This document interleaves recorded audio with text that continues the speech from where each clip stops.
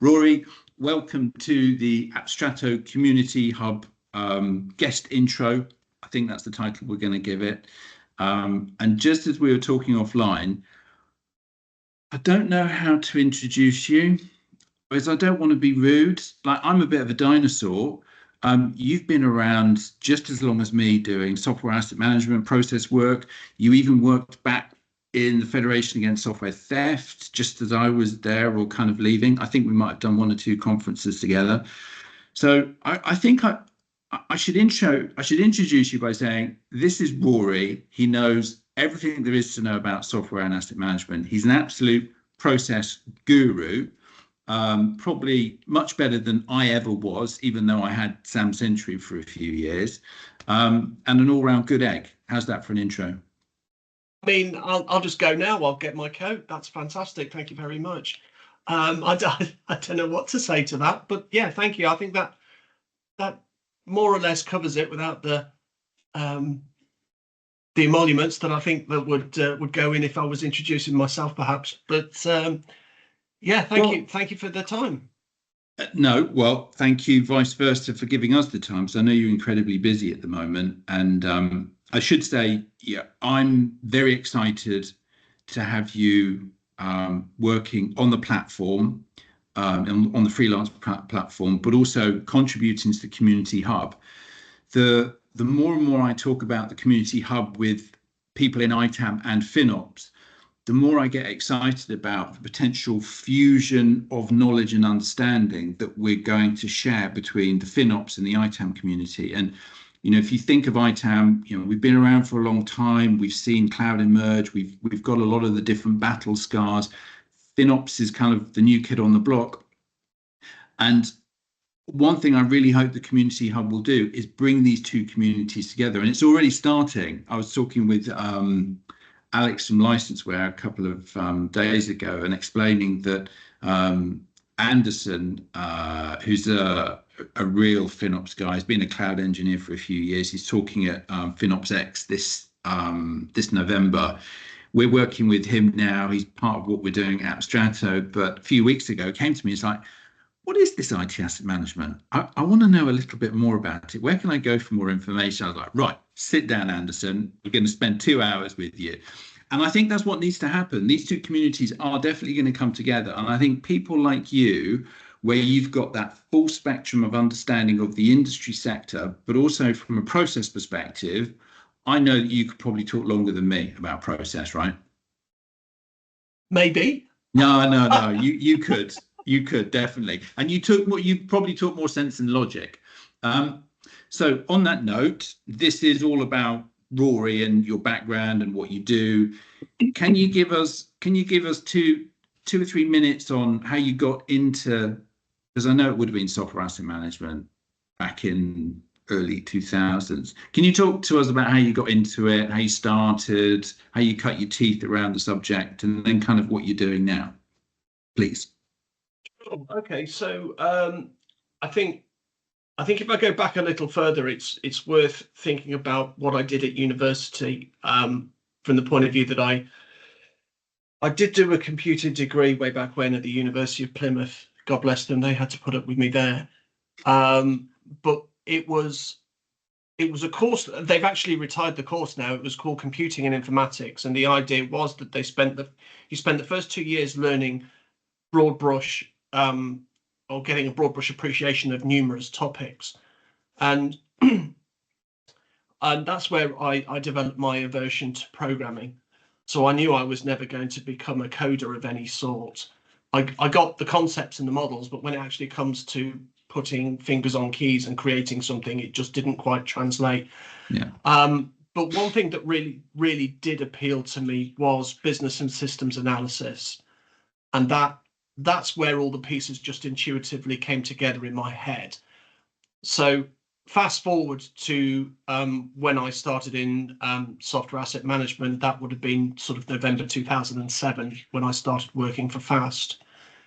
And I was, I can't even think of the job title now but essentially I was helping organizations go through a program of, I think it was, there was always that great nuance between is the program a program of license compliance, or is it software asset management? And then it just very quickly became software asset management, because that was the vogue phrase, I guess. And a lot of the membership was about what you do, because it was getting an organization through a hierarchy of maturity. I think back then it was bronze, silver, gold, and platinum. So what you do is process, and that's very quickly where it's cemented in my head, this notion that, you know, to make SAM go away, you do not buy a product, you do not buy a SAM suite and expect to sit back. And it's the same for any other discipline. You know, if you're in accounting, you don't buy Sage or you know, QuickBooks or whatever else you want to buy, and then expect the software to do the work for you. There is work around the product you actually have to do, and that never really came across in I think as enough of a message when we were talking, because certainly you would speak to some organizations and say, have you got a SAM tool? Yes, we've got SCCM. I'm sure you had that loads, you know, when you were there at first. And that just then got the cogs turning, and me thinking, right, well, okay, we've got to look at this as a sort of a problem to be solved through business and systems analysis. And that's where the process comes out of all of that then at that point. So, you know, putting SAM with business and systems analysis, all of a sudden I was, you know, in problem solving mode. And I love that. I absolutely love that. So so I get what you're saying there, and I spent before it all went digital, I used to spend weeks reviewing hard copy processes from vast members that were handing in their certifications. I think that was before the bronze, silver, gold. But the thing I learned very quickly with it was, you'd have your results that you'd have to look at to see what software they had and, you know, the licenses. But the processes from the savvy organizations were yay thick, and they weren't just there on the bookshelf, they were being used. And that's what used to fascinate me as well, because I, like you, I'd look and think, well, yeah, if that software, if a person goes and they don't then update the central, they're just wasting a license there. That used to fascinate. So you must have had that. I know as a member or consultant, you would have had to review the certifications. So you would have seen so many processes, right? Yeah.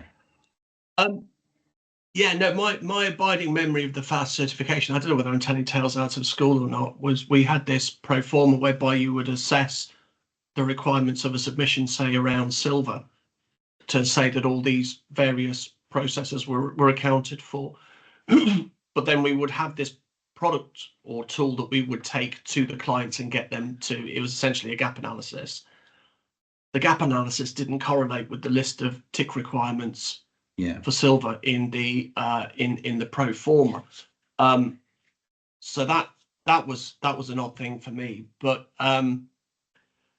where again, unfortunately, the way my brain spins, it spins at 200 miles an hour. So when I was seeing all this process work, I was like, what's the outcome? What you get all these processes, what's the value that you're measuring the process against, and how are you getting that to correlate back up again to determine whether you're answering strategic or visionary requirements or regulation or legislation. And another thing that really helped me was going on a ISO 27001 course. It was a fundamentals course run with IT governance. And they introduced me to the concept of a management system standard. That's where that first came to me. And I thought, you know, you look at version 1 of 19770, and it was like a love letter to service management. There was no SAM for SAM's sake. It was just, yes, we're doing this because we're helping with incident and problem and change. And it's like, are we really? Should we be? You know, otherwise, what is service management doing? So to take that step to the left and say, right, let's set up a management system that looks after software and hardware, I was like, this is where we need to be going. Yeah. this is the direction we need to be going. So I appreciate we've stepped on a bit from talking about looking at processes and stuff like that, but No, I'm with you. in essentially it was, I mean, people don't put their processes in front of me because, you know, they're at gold or platinum. A lot of the stuff I was seeing was sufficient but could do better. Let's put it that way. Yeah. Attempts at trying to manage it. I think, I mean, the ISO certification, I think, was around from like 2000. I remember seeing first drafts from a fast perspective in 2000.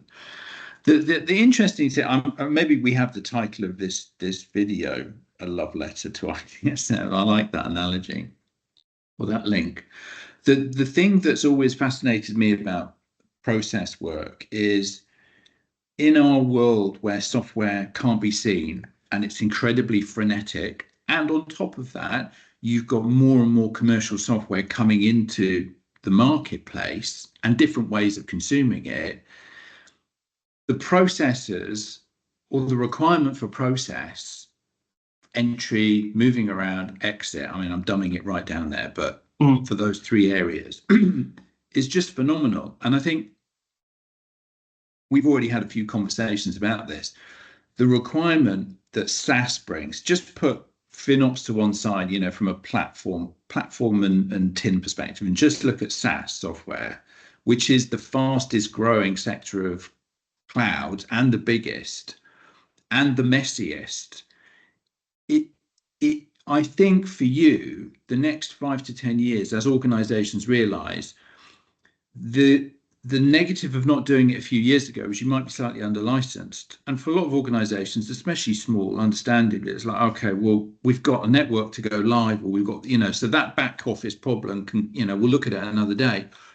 For all of these organizations, large and small, including small now, on a monthly basis, if you don't have some form of basic process for entry, moving, and deletions or renewals, then you're going to be wasting money every month. And that's a big thing that any organization can't suffer. And I almost feel for you, we should talk a little bit about SAM Charter and what you're doing there, because that's been a great piece of work, I think, for the last, well, I'm just trying to think how long you've had, 10 years in place, the process. It's coming up to 12, believe it or not, or just over 12. Yeah. I think that will be a massive play for the small to medium sector, where they need help, and they need something that they can, and I know you can't always plug and play processes, but with a little bit of tweaking and your experience in that SMB space, I think personally, you're just going to be run off your feet. I don't know if we've ever talked about you retiring. You're too young for that now, but if you had any plans of retiring young, I don't think the industry will let you, because what you've got for that SMB sector will be amazing as SaaS starts to really blow up. Yeah, it's interesting you say that. So I think I should doff my cap in the direction too of what we've done with the kit. This is the process kit, and where it's gone, and it's actually at the genus of where SAM Charter came about. There's a bit of a story there, so I'll regale you, and you can decide whether or not you want to chop it in the final edit. No, we'll keep it. So I got my first gig with my SAM Charter hat on because my good friend Kylie Fowler wanted to go on extended leave at her then present gig. I remember you saying, yeah. So she was lucky enough that she got one of those bucket list trips to sort of canoe down the Amazon, and then when she wanted to come back, she was going to volunteer at the London Olympics. And then the people she was working for realised, hang on a minute, that's you away for 8 weeks. We want a bum on seat just to make things, trundling along. So Kylie rang me, and I had a vehicle by which I could raise invoices, because previously I'd just been fully employed like a muggle. I'd never sort of had my own company, but spookily enough, I did take the time and effort to stand up a company to accommodate storybyrory.com. Which I don't know if you know about this. No, I don't. This was my first foray into business, because I'd been to the US a number of times people were very complimentary about my accent. So I thought I need to make good on this. So I recorded fairy tales in a British accent, i.e. my own accent. Well, we had no idea. We should have this. Hey, this is content for another video, I think. Stories Okay. from Rory, the ITAM way. Love it. Okay, sorry, go on, carry on. So I did all that thing of registering the company and getting a bank account set up, but it never went anywhere because I was just too busy with the IT, so c'est la vie. But because I had that vehicle and that legal construct, I could raise invoices and stuff. So Kylie was happy. Great. I did my 8 weeks there. And then Martin Thompson tapped me on the shoulder and said, I've got this gig potentially. I'm too busy to do it. Are you interested? And that was a year-long gig in London. And I thought, right, that's it. Sam Charter is born now at this point. I need to, wow. I need to solidify this. But this then ties back to you mentioned the small to SMB bit. When the third gig didn't land in my lap just through word of mouth, I then went to Martin and said, Martin, have you got any tips, tricks, helping a budding entrepreneur? And he said, well, why don't you write content for us? We get free content, you get exposure. Yeah. And I said, right, job done, let's do it. So I started writing Process of the Month for ITAM Review, was getting a lot of very positive feedback, and realized too that there's a book in this. So we published version 1 under ITAM Review, which was 12 processes. Yeah. Then I was getting a lot of people asking me what it's like working for Martin, which was kind of counterintuitive to the venture. So version 2 was under the Sam Charter banner, and that was a further 11 processes. And that was really helpful. That was getting my name out there. And then Kylie approached me and said, you don't really have anything dedicated to hardware, do you? And I said, we don't. So we set about partnering on writing the hardware portion of the process kit. And we didn't kill each other in that experience. So then she said, how about we circle back onto the software side of life and make sure that the processes line up to ISO 19770. Yeah. So that's... You mentioned Martin, just for the audience. I mean, Martin's world renowned, I guess, but we should just make it clear. That's Martin Thompson, ITAM Review.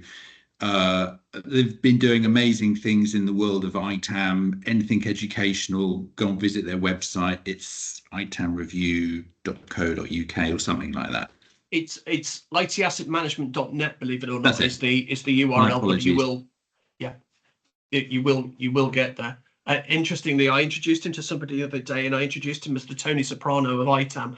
And I don't know why I picked Tony Soprano, because he emailed back. He said, Tony Soprano, what do you mean? I mean, that's got some cool connotations, but it's also got some negative ones as well. Well, yeah.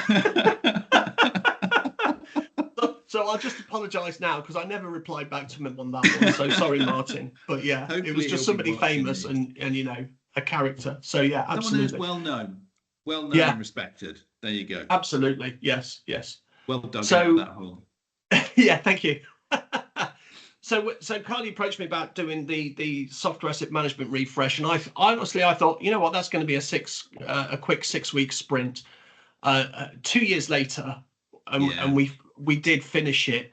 But one thing we did do, because we lauded this stuff on LinkedIn, rightly so, because we're rightly proud of the body of work that we've got. And I did a quick word count. It's approaching 90,000 words. Yeah. Which is huge. Sort of PhD level. Yeah. Volume of work at least. Yeah. So somebody then on reply said, yes, but is it -8 accredited? And I was like, what?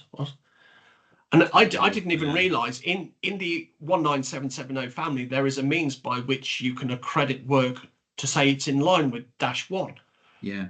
So I went through that exercise. We got it ratified. It's one of 3 bodies of work in the world that are aligned to ISO 19770-1. Yeah. And we're now, in conjunction with our good friend Brian White of Angle Point, working on a cloud version of the kit as well.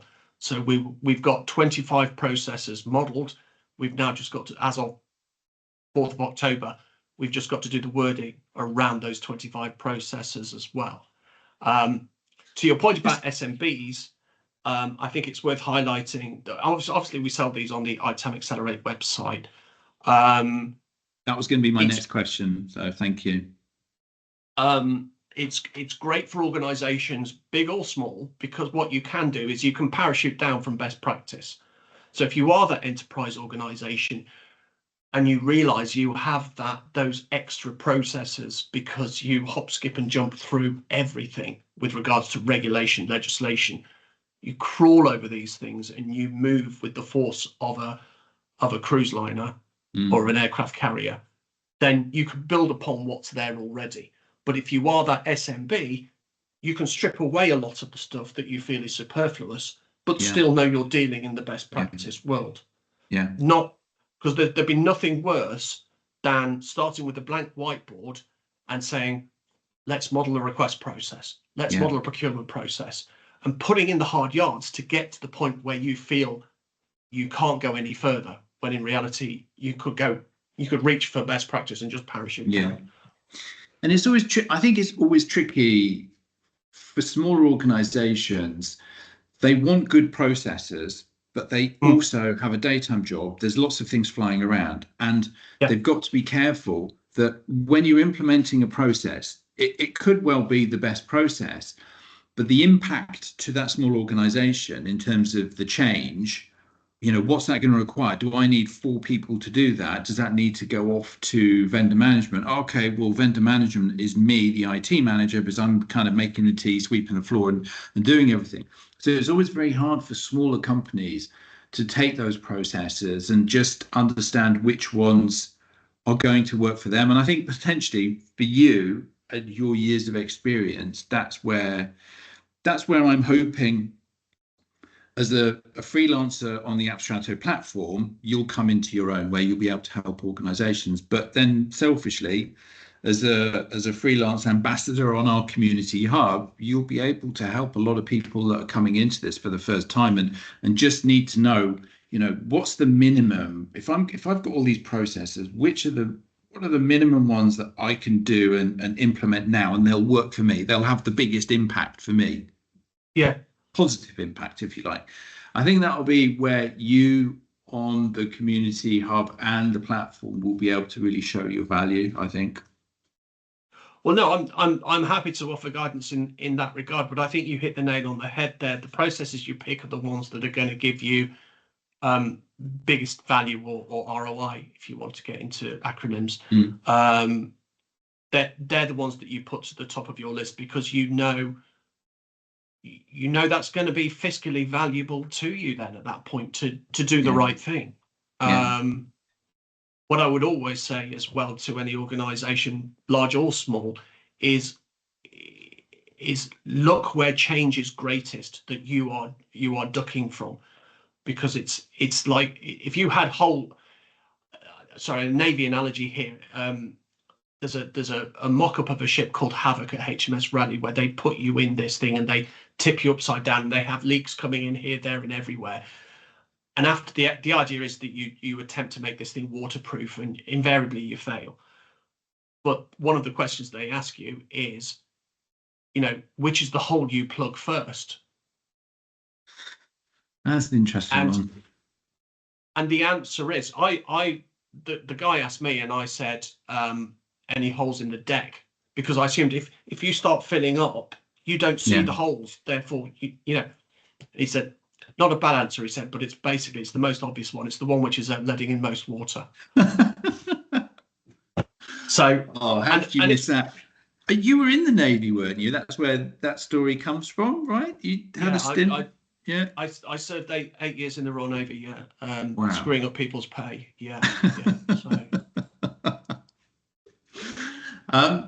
Listen, we're coming close to I think I've mentioned it on every video. I don't know if I've done it. The reason why we're only doing like 15-20 minutes is if I'm bad at these, or I don't come across that well, or I annoy the audience, it's only going to be for 15-20 minutes. And then as we get better and we can do more editing, and we might bring other people in to host it. I don't know. I think there's a few people potentially interested. I want to ask you one last question before we sign off. And this will be, and it's just based on the fact that you've been in the industry so long and you've been a freelancer and a contractor for many years and you know the ups and downs. One of the things that we've been involved with over the last 6 to 10 weeks is talking with lots of individuals that are wanting to go out as freelancers or thinking about it. So they've asked if they can preliminarily put themselves on the platform, go through the vetting process, and then when they're kind of ready, they get launched onto it. A lot of the questions that we get are, what advice would you give me coming into the freelance community now? What are the top 3 nightmares that you have, or the top 3 highs? What would your advice be to someone that had done their time in a sector, could be FinOps or ITAM, and they were thinking about going out on their own as a freelancer? And don't scare them, by the way. No, I'll do. But I know you'll give a warts and all answer and very black and white, which will be useful to the audience. Sure. Okay. What I would suggest, and again, I'm having flashbacks to my time at uni as well. One thing they don't teach you at university with any degree, or if they do, it's an add-on to when I was there, which is well appreciated, is your power and ability to network.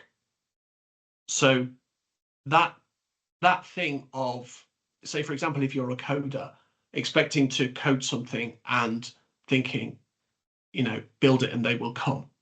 Yeah. That won't happen. You've got to get out there, you've got to market it, you've got to promote it, etc. as an example.